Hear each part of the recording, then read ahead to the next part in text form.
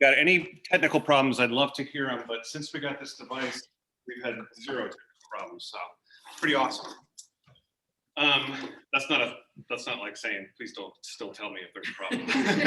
But it's great, so don't say anything. Let me just catch some folks up to speed. And Shannon's joining us for the first time, so I made it a point to make sure she knew to come too, probably because of the donuts and the cupcakes that we have. So that's really fine. The bit of housekeeping is that next week we're not having Bible study at all, so we'll resume on May 19th while I get some R&R. Okay. We are in Exodus, of course, and the last 2 weeks we spent a lot of time talking about the actual Exodus. So if you remember from, and I don't have any slides, of course, but remember that we talked about at the very beginning when we first opened Exodus that it's really a book in two halves. And it's a book of two meanings. The word Exodus, the English word Exodus, which is based in Greek, is referring to the events of the Exodus, which is chapter 14, and I guess 15. And it's also the name of, this monumental, theological greater moment, not just a physical moment, but a moment of huge import for the Jewish people, the early Hebrews, as part of their identity that remains intact to this day. So often as Christians, especially in the Episcopal realm of the church, where we spend a lot of time trying to do some reconnaissance about the early origins of Christianity, which is why we place an emphasis on baptism and Eucharist, because we found that was happening more and more at the beginnings stages. We also find more and more the connection between Jewish Passover and our version of the Passover, so that's a little clunky way to say it, which is Jesus's passion. In fact, the word for Passover so again, the Exodus is also in many ways referring to the Passover event, which happened earlier in chapters 12 and 13, when God passed over the houses of Israel because they had marked the land on the doors, right? So all of this wraps up together. It's all about delivering Israel from danger, from evil, from the grip of Pharaoh. We then, as Christians, interpret it as Jesus being the new Passover, and that word in Greek, boy, now I really wish I had slides. That word in Greek is Pascha or Pascha, or Pasqua, if you know Valerie Pasqua and their family. It's the same word. So Valerie went around with her kids on Easter Sunday going, Buona Pasqua, Buona Pasqua. And I think a lot of people were like, why is she just saying her name? Because it means Happy Easter, right? Also, the Norwegian word for Easter is Paskin, but it's Påsken. Yeah, it's all related. And Jesus refers to himself as the new Passover. We still refer to him that in worship. Now that we're having in-person services again, the priest gets to say those words, Alleluia, Christ, our Passover is sacrificed for us, which is a direct reference, making a connection from Christianity back to the original Passover, the Passover of the Jews. Not, and I have to say all this again, it's not supersessionist, that's like a Jeopardy word, but a big word to mean not that Christianity corrected anything of Judaism or replaces anything of Judaism, but just is in concert with or is in dialogue with Judaism. So that's a big thing too, because Lord knows Christianity has messed it up over the years.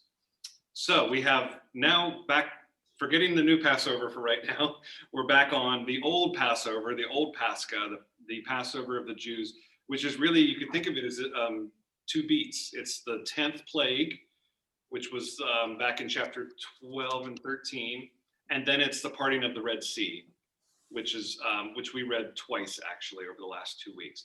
And we ended with the Song of Miriam. So again, as we were talking about the sources from I put one in the car and then I left it out there. Got plenty. Why don't you actually, here, try this one. Okay. It's better labeled. There you go. Okay. The sources revealed showed the differences within the 5 books of the Old Testament, the 5 books of the Torah, I should say.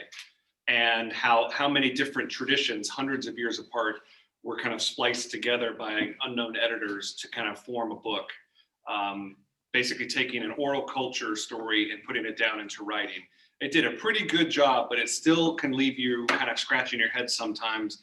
For example, when it names the Lord as Yahweh, which is the Lord's name, or when it says God, when one tradition is preoccupied with locations and things, that's usually the indication that there's a change in source material.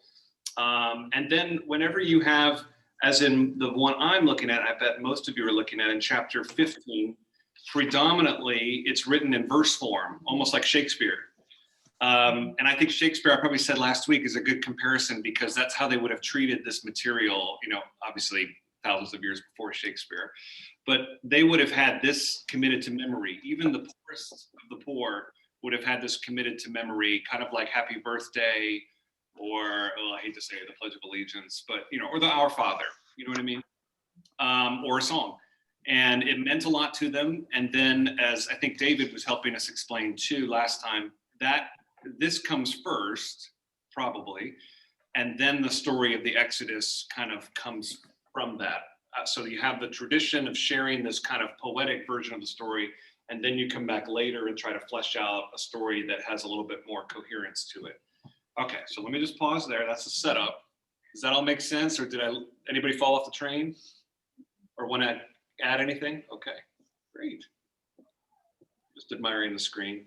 Not me, but so happy with it. Oh, there we go. Okay, great. So we read the Song of Miriam, which is a fantastic summary of everything. You can read it that way, although the song came first. And I think we left off at verse 19. If not, we're kind of revisiting it. So we're in chapter 15. I didn't think we read the Miriam's. And We didn't. We stopped last week before, right? Before Miriam's song. Oh, so I thought we didn't. I think I read through it on the. Yes. Oh, okay. Well, why don't we read it again, because it's a good recap. No, it's okay. All right, I'm reading from, so we're starting at chapter 15, Robert Alter's version of the Hebrew Bible from 2019. And here we go. So you're going to have a different translation, whatever book you're looking at. Then did Moses sing, and all the Israelites with him, this song to the Lord. And they said, saying, let me sing unto the Lord, for he surged, O surged, horse and its rider he hurled into the sea. My strength and my power is Yah, and he became my deliverance. This is my God, I extol him. God of my fathers, I exalt him. The Lord is a man of war, the Lord is his name. Pharaoh's chariots and his force he pitched into the sea, and the pick of his captains were drowned in the reed sea. The depths did The depths did cover them over. Down they went in the deep like a stone. Your right hand, O Lord, is mighty in power. Your right hand, O Lord, smashes the enemy. In your great surging, sorry, my dyslexia is acting up today. In your great surging, you wreck those against you. You send forth your wrath. It consumes them like straw. And with the breath of your nostrils, the waters heaped up. Streams stood up like a mound. The depths congealed in the heart of the sea. The enemy said, I'll pursue, overtake, divide up the loot. My gullet will fill with them. I'll bear my sword, my hand despoil them. You blew with your breath. The sea covered them over. They sank like lead in the mighty waters. Who is like you among the gods, O Lord? Who is like you, mighty in holiness? Fearsome in praise, worker of wonders. You stretched out your hand, earth swallowed them up. You led forth in your kindness this people that you redeemed. You guided them in your strength to your holy abode. Peoples heard, they quaked, trembling seized Philistia's dwellers. Then were the chieftains of Edom dismayed, the dukes of Moab shuddering squeezed them, all the dwellers of Canaan quailed. Terror and fear did fall upon them. As your arm loomed big, they were like a stone, till your people crossed over, O Lord, till the people you made yours crossed over. You'll bring them, you'll plant them on the mount of your estate, a firm place for your dwelling you wrought, O Lord. The sanctum, your hands firmly founded, O sovereign. The Lord shall be king for all time. I do want to say, as interesting as that translation is, it's not really sing-songy. So if I were more sharp with my Hebrew, I would have read it to you in Hebrew, and maybe I can find it someplace, because the Hebrew will have rhyming words and some rhythm to it all, a little more like Shakespeare, in fact. Okay, so now here the narrator comes back in. For Pharaoh had come with his chariots and his riders into the sea, and the Lord turned the waters of the sea back upon them. But the Israelites went on dry land in the midst of the sea. So kind of a summary sentence. And Miriam, the prophetess, Aaron's sister, ergo Moses' sister too, right? Took the timbrel in her hand, and all the women went out after her with timbrels and dances. And Miriam sang out to them, sing to the Lord, for he has surged, O surged, horse and its rider be hurled into the sea. Okay, let's just stop right there. So remember when Aaron was introduced, we didn't get a backstory really for Aaron of where he came from, why he wasn't mentioned initially. And it's just part, again, of different traditions being, I'm sorry, my phone started ringing. Different traditions being put together. So one tradition assumes that everybody knows who Moses' family is. His sister sister Miriam, his sister, his brother Aaron. Another tradition maybe either didn't know or didn't care or didn't think it was important. And yet the two traditions are spliced together in here, and nobody early on, and it's too late now, obviously, to go in and say, by the way, or do a prologue, a chapter pre-1 that says Moses and Aaron were separated at birth, or however it was. Does that make sense, everybody? So, anything stick out to you? I know I had a funky translation. So did anything in the Song of Miriam kind of sound odd? I mean, again, we read this in context now as a summary of what already has happened, kind of like a triumphant song. But again, remember, it came first. So you have all of these naming of the other tribes and everything too. That's just like, it's hitting all the important beats. So Greg, Yes, Pam. I'm reading from the Women of Faith Study Bible, Okay. and it talks about Miriam, and it says Miriam is the first woman in the Bible. Her leadership role she shared with Moses and Aaron, and that we need to understand that God spoke to Miriam many times in visions and dreams, and that finally she led God's people in worship and praise. Excellent. I would say that Eve is the first woman in the Bible. Yeah, she's not the first woman in the Bible. It might have been first woman in. That's what, well, To be in a leadership position, I think, is what they're. yeah, okay, they don't say that, but I think that's correct. Yes, yes. Yeah, So I'm going to make a note in my Bible, leadership. Yeah, send them a note to the publisher. No, It's all about Eve. What about Miriam? yeah, it's all about Eve. No, but in mine, and I have the Woman's Bible, and it talks about victory. And Go for it. And it says, we think of a victory as something that comes from our own achievements. A sports team gets a victory by scoring more points, gaining more yards, and performing better than its opponent. A victor in war has an army that gains control over disputed territory or destroys enemy troops. The point of victory here, however, is something very different. Miriam's song of triumph is not about human achievement. God is the actor here. It's God who threw horse and rider into the sea. God had heard the cry of God's people and delivered them. The victory of the Exodus was God's victory over Pharaoh because God so loved God's people. In the New Testament, again, the victory is through what our Lord has done. In Christ, God has won the victory over sin and death, giving us the resurrection of the body and the life everlasting. What would it mean to embrace the idea that God has won the victory for us over everything that would kill us? How can this victory help us love and care for others in a world where sin and death still exists? Perfect. Yeah. Yeah, this one calls me prophet. Perfect. Yeah. I think it's interesting in the poem, it doesn't say anything about the dry ground. And if you look at the way the whole destruction of the Pharaoh's army comes about, it's almost like they're on the sea and that there was waves that covered them. The dry ground doesn't come in until the redactor comes in and he talks about dry ground in verse 19. And so it's just seems a little, a little addition that the redactor puts in there the priestly source puts in to make it look a little different. And then I noticed that even though in verse 20, it's the Elohist source, he has started using the term Yahweh because it's after God has revealed himself to Moses. And so after this point, the Elohist, they will use Yahweh to refer to the deity, to the divine. Yep.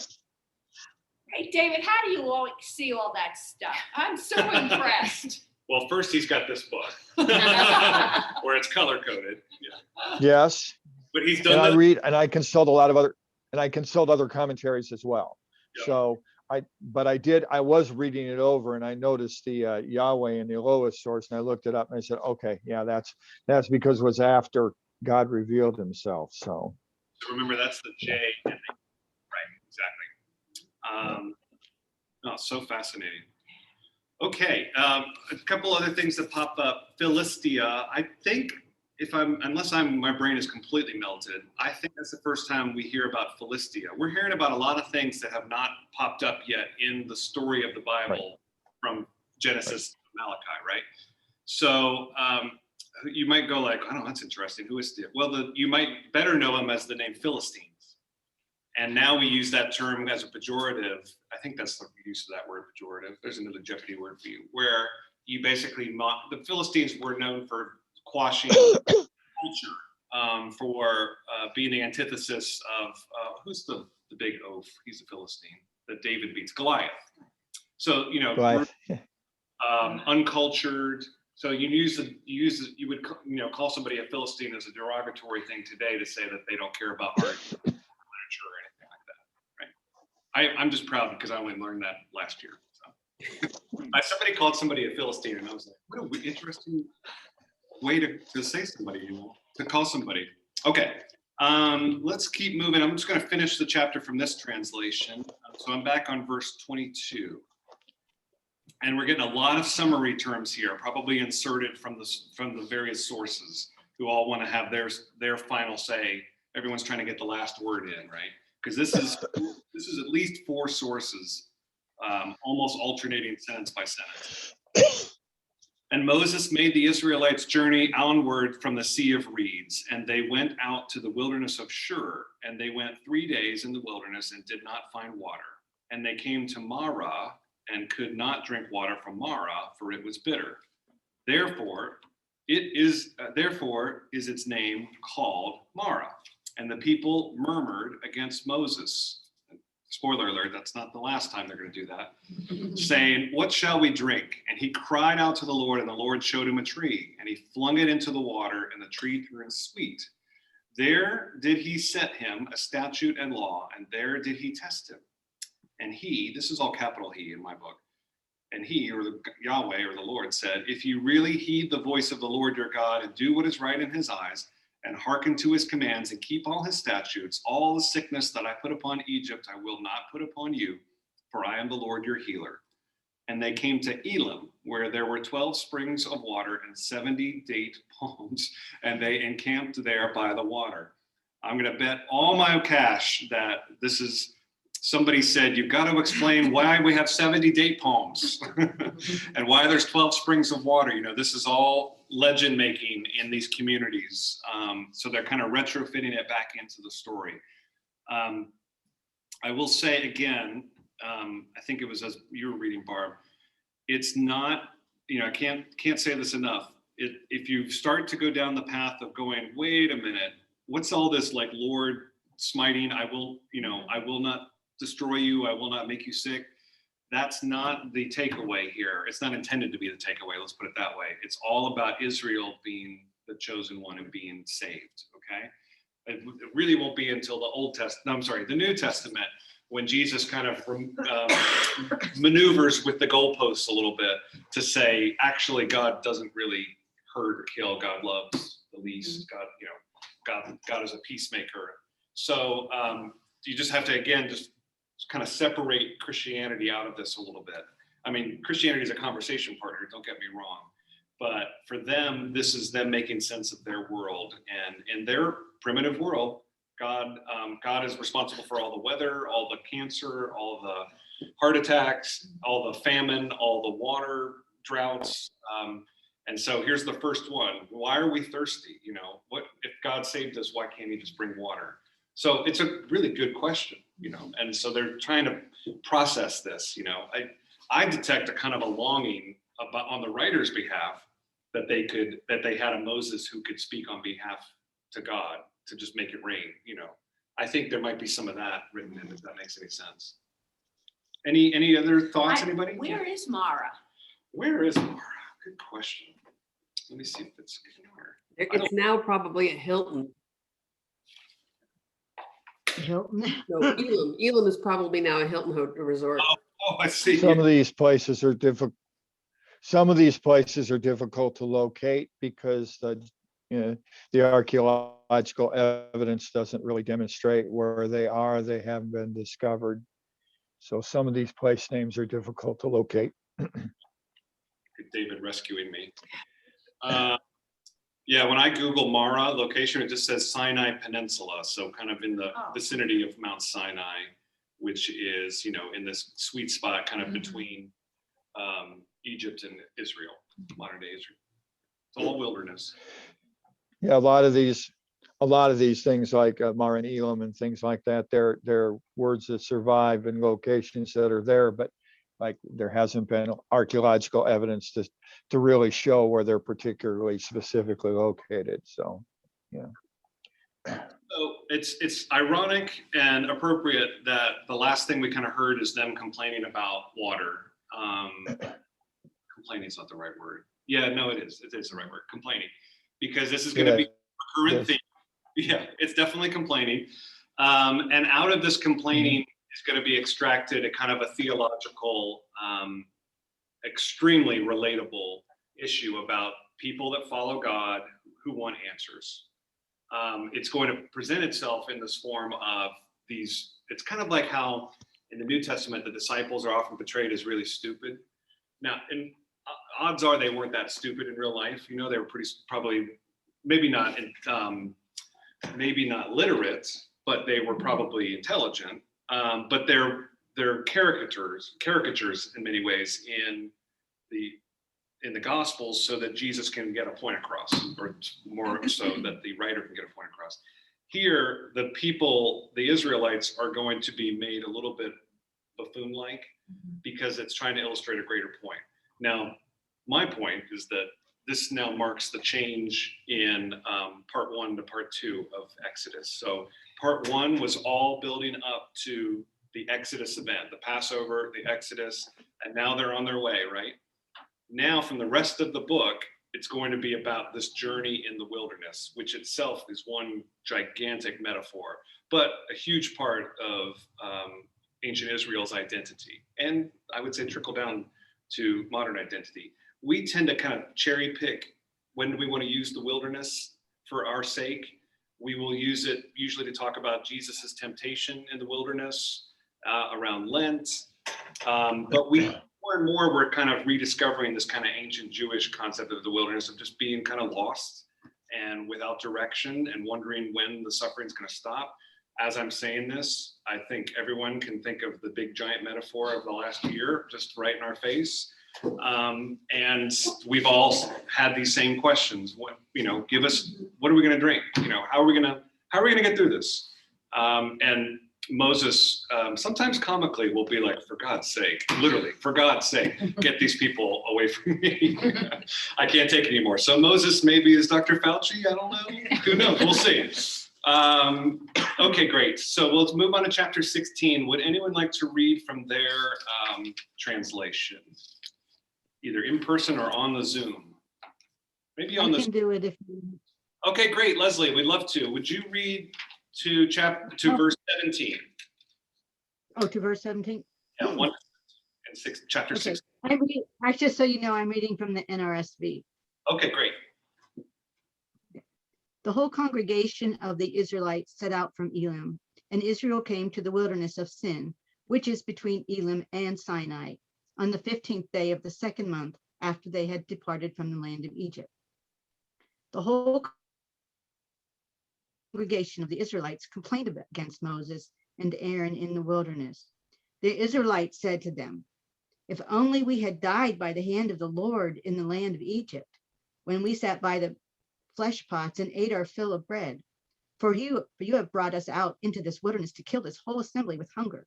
Then the Lord said to Moses, "I am going to rain bread from heaven for you, and each day the people shall go out and gather enough for that day. In that way I will test them, whether they will follow my instructions or not. On the sixth day, when they prepare what they bring in, it will be twice as much as they gather on other days." So Moses and Aaron said to all the Israelites, "In the evening you shall know that it was the Lord who brought you out of the land of Egypt. And in the morning you shall see the glory of the Lord, because he has heard your complaining against the Lord. For what are we that you complain against us?" And Moses said, "When the Lord gives you meat to eat in the evening and your fill of bread in the morning, because the Lord has heard the complaining that you utter against him. What are we? Your complaining is not against us, but against the Lord." Then Moses said to Aaron, "Say to the whole congregation of the Israelites, draw near to the Lord, for he has heard your complaining." And as Aaron spoke to the whole congregation of the Israelites, they looked toward the wilderness, and the glory of the Lord appeared in the cloud. The Lord spoke to Moses and said, "I have heard the complaining of the Israelites. Say to them, at twilight you shall eat meat, and in the morning you shall have your fill of bread. Then you shall know that I am the Lord your God." In the evening, quails came up and covered the camp, and in the morning there was a layer of dew around the camp. When the layer of dew lifted, there on the surface of the wilderness was a fine, flaky substance, as fine as frost on the ground. When the Israelites saw it, they said to one another, "What is it?" For they did not know what it was. Moses said to them, "It is the bread that the Lord has given you to eat. This is what the Lord has commanded. Gather as much of it as each of you needs, an omer to a person according to the number of persons, all providing for those in your own tents." Thank you, Oh, you Leslie. want me through? No, You want me to do? Leslie, let's pause right there for 1 sec. Okay. Wonderful. Let me quickly say, probably some of your notes might say this if you have a study Bible. An omer is roughly a bit more than 2 quarts, a dry measure. So that's dry ingredient. This is the story of the manna from heaven. In fact, in my translation, which again is kind of a new translation, the author is taking great pains here to write the Hebrew word first, which says manhu, and which is the question, what is it in Hebrew? Manhu, which is where they get the word manna from, kind of a derivative of it. So everything has a meaning, kind of like Moses's name means brought out from the water, like he was brought up as a baby out of the water in the Nile River, right? So here we go. And the other thing I just want to point out real quick is this idea, so they get the meat and you've got the bread, right? So again, try to think of the context into which this was laid down into scroll form when it was first being written, trying to take all of these oral traditions and all of these real life traditions and try to make a story out of it. One of the things they're trying to process, and I'm looking at the parents here, who has fed children dinner and the children don't want it? They want chicken fingers or French fries or something like that, right? Mac and cheese, yeah.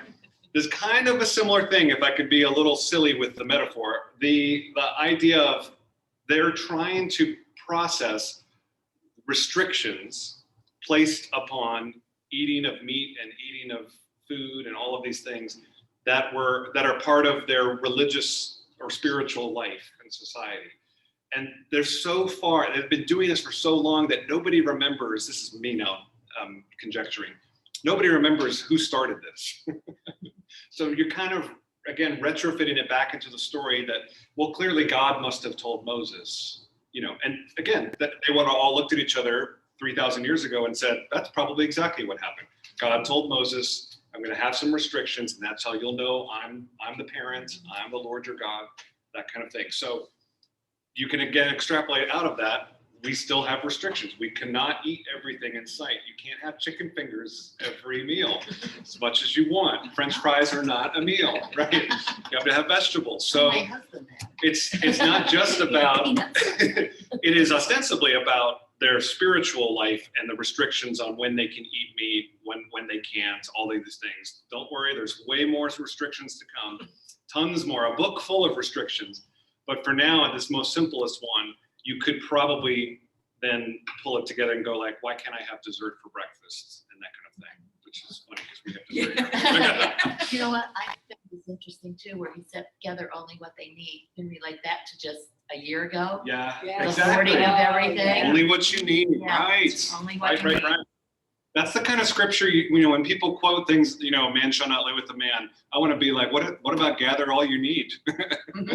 So, you can cherry pick some of these. These are good. These are worth cherry picking.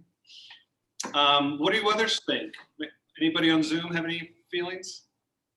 I just noticed the one verse that I thought is the purpose of all of this is verse number 4, where he says, I am going to rain bread for you, and each day the people shall go out and gather enough for that day. And that way I will test them whether they will follow my instructions or not.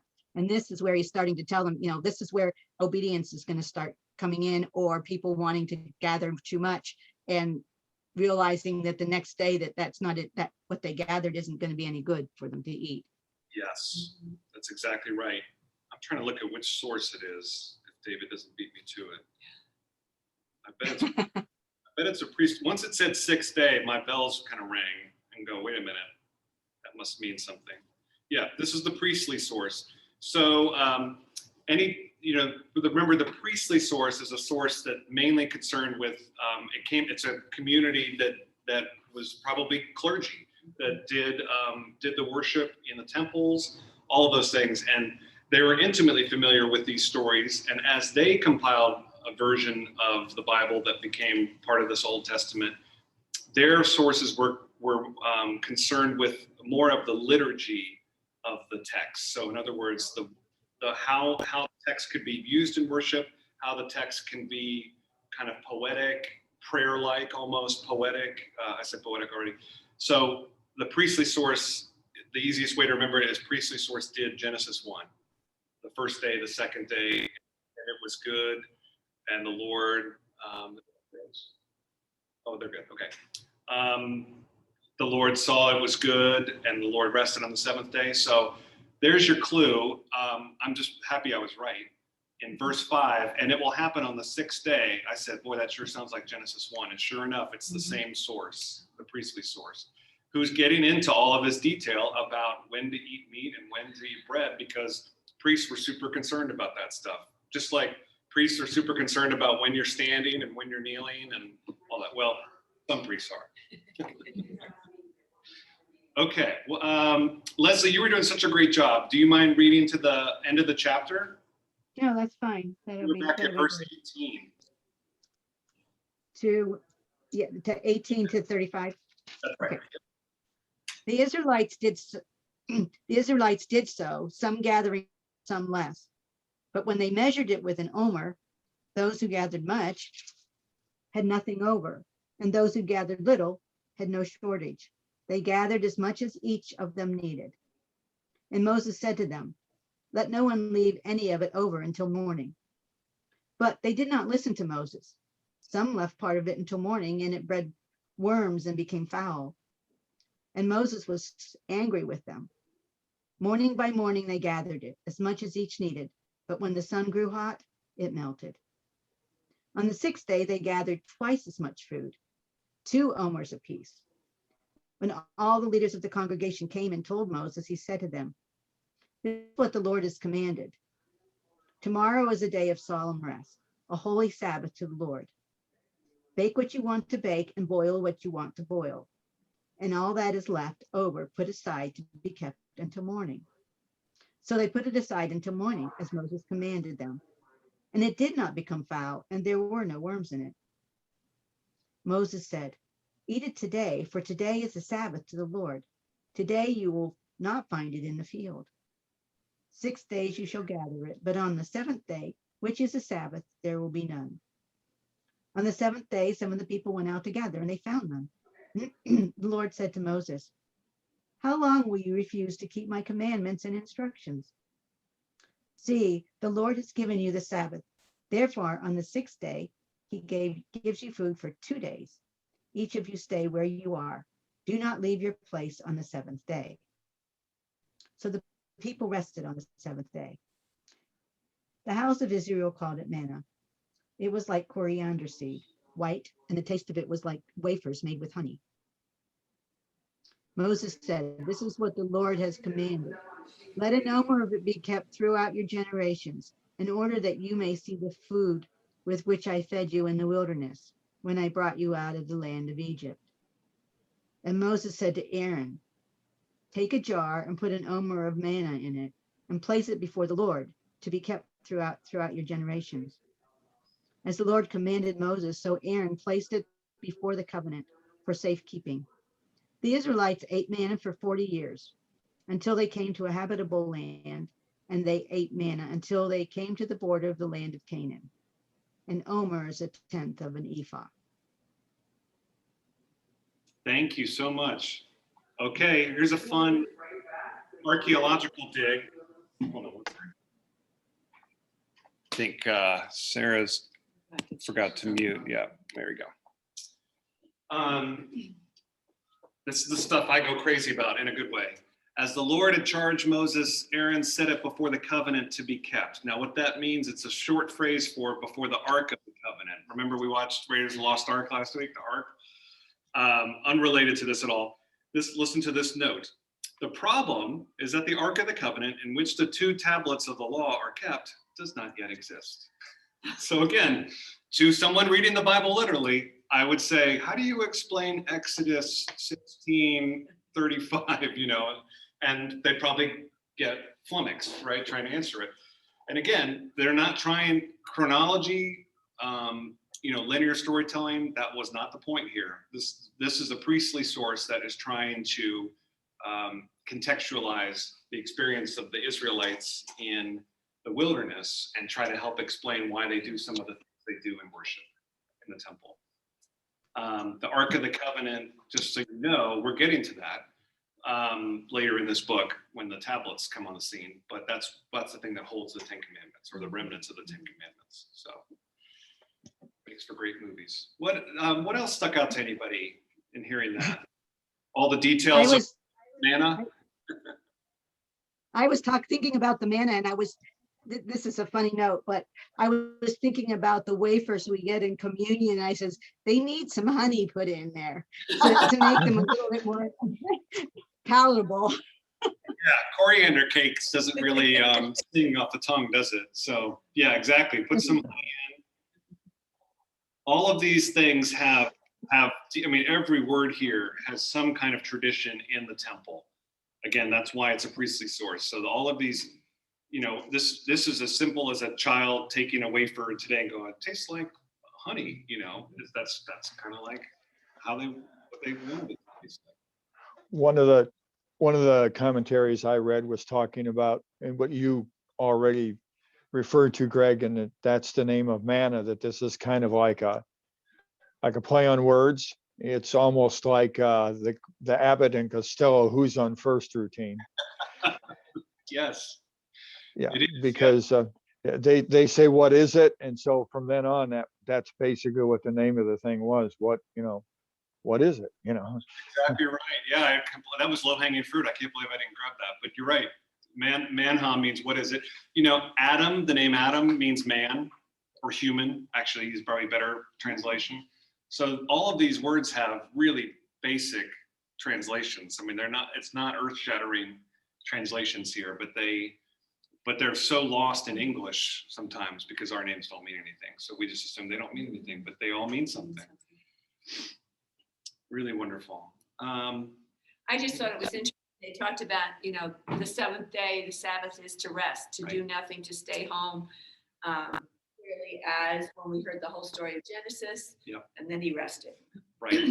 And why he's going to have to put it in stone later. Mhm. We need a contract here because they're not taking their rest. And I'm reminded of Jesus. I thought of that line too. Where is it exactly? He says, "See, for the Lord has given you the Sabbath." Well, Jesus will take it a step further. Maybe even referencing that, and say the Sabbath was made for man, not man for the Sabbath. I forget which gospel he says that in. And it's a reminder too that this Sabbath is a commandment. And it doesn't say it's any better than do not murder or do not do not lie or anything like that. It's a commandment. So I'm talking to the man in the mirror, of course, all the time, that we need to take your break and make it an intentional rest. It's because this is God made it for us, not us to just have it whenever we feel like it. So again, very priestly message here, very, very priestly message. All right, we've got some time to do chapter 17, at least a little bit of it. Oh no, it's a short chapter. Does anyone have a different translation that they'd like to read from, either at home or here? I've got the message. Oh, let's do the message. Great. Chapter 17 from the Modern English Message Bible. Directed by God, the whole company of Israel moved on by stages from the wilderness of Sin.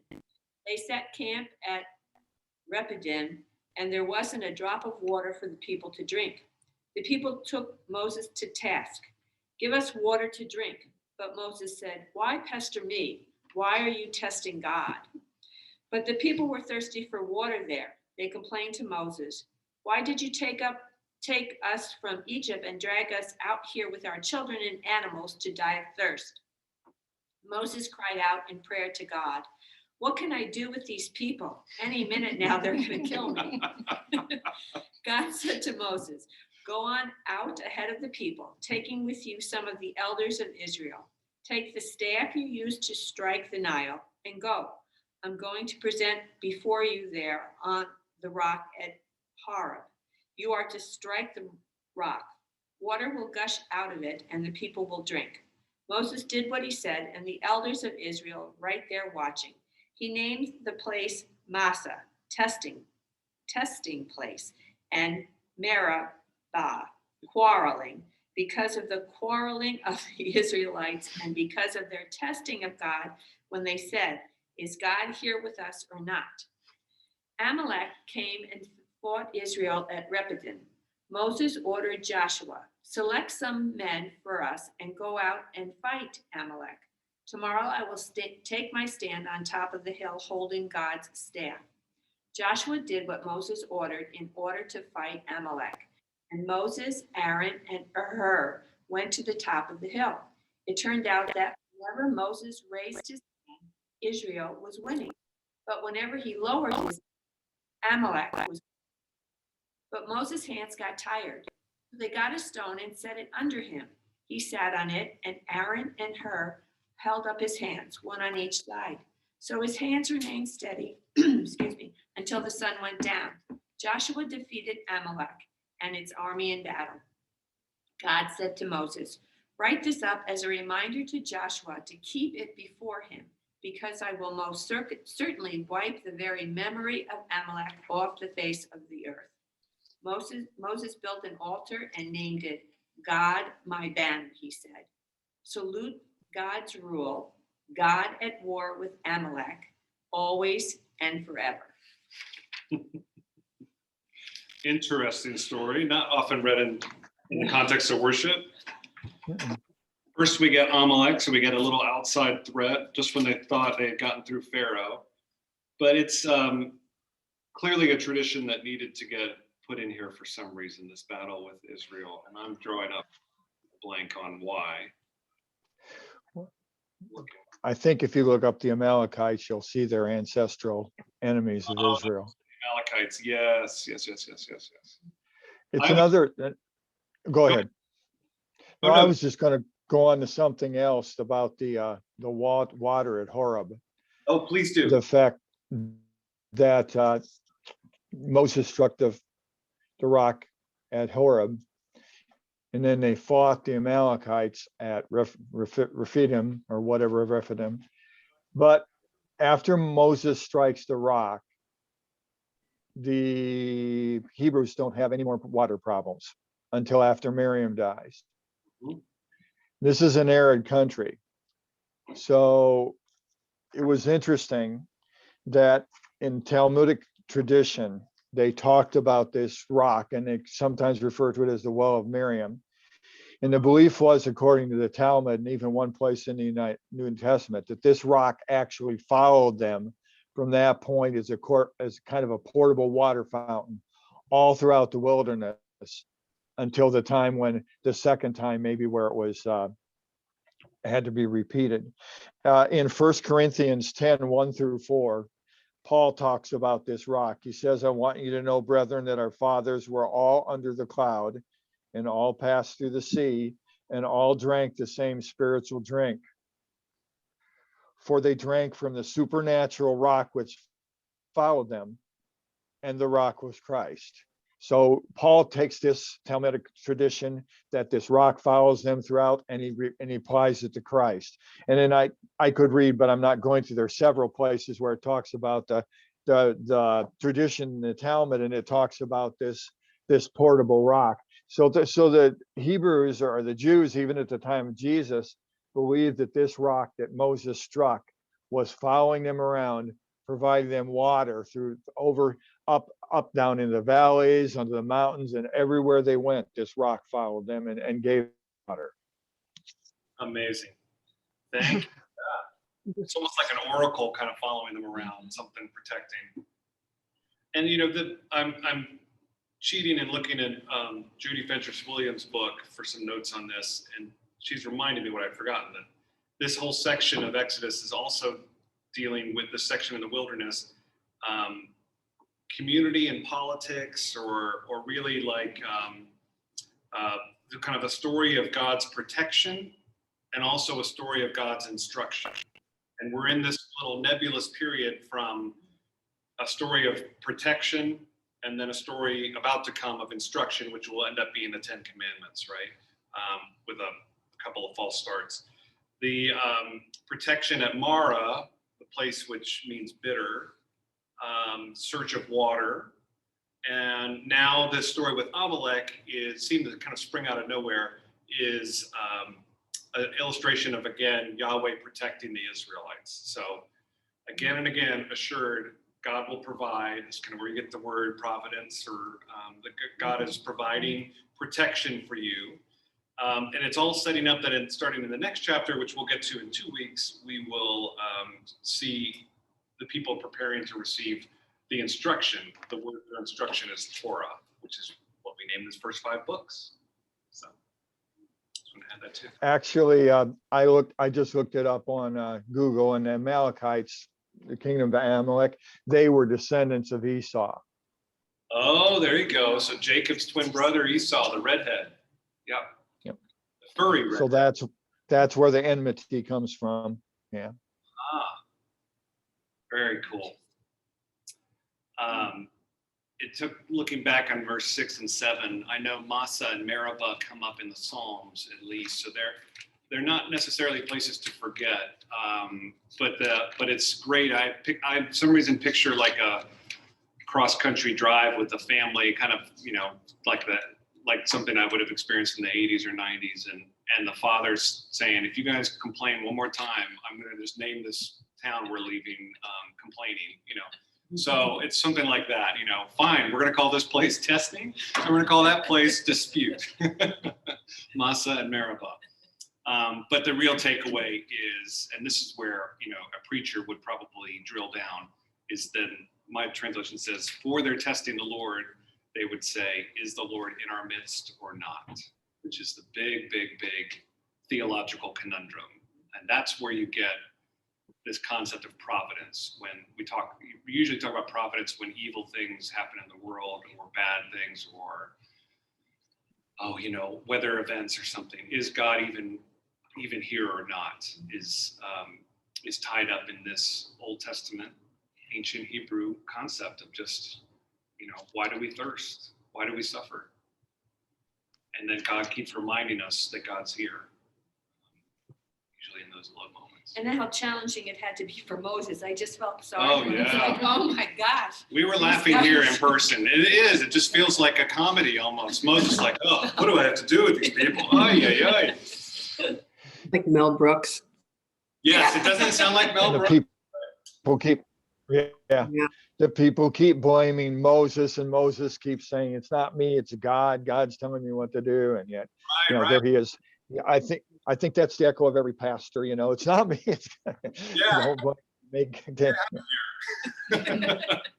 And Moses, don't forget, we're on a journey with Moses, really. I mean, and Moses said in the beginning of this book, I don't want this job.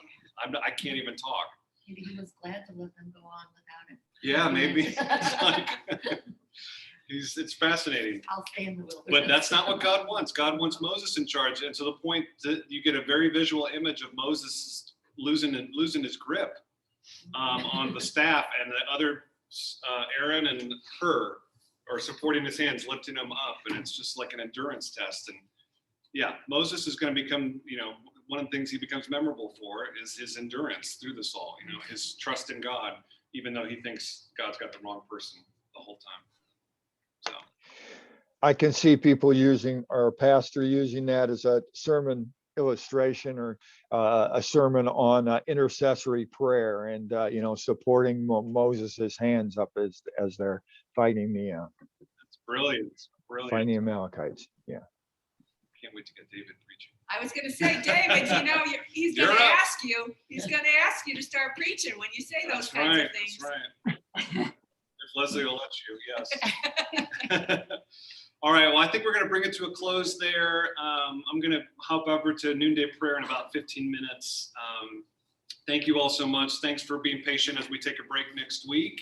And we'll do this hybrid again. If you want to be here in person, mark it down. I'll bring donuts again. I can't say we'll get cupcakes again, but bring treats and coffee. And if you're on Zoom, Have a nice vacation. thank you. I will. Appreciate it. Bye, everybody. Bye. Bye. Take Have care, a good ma'am. week. Bye. Bye. Yeah.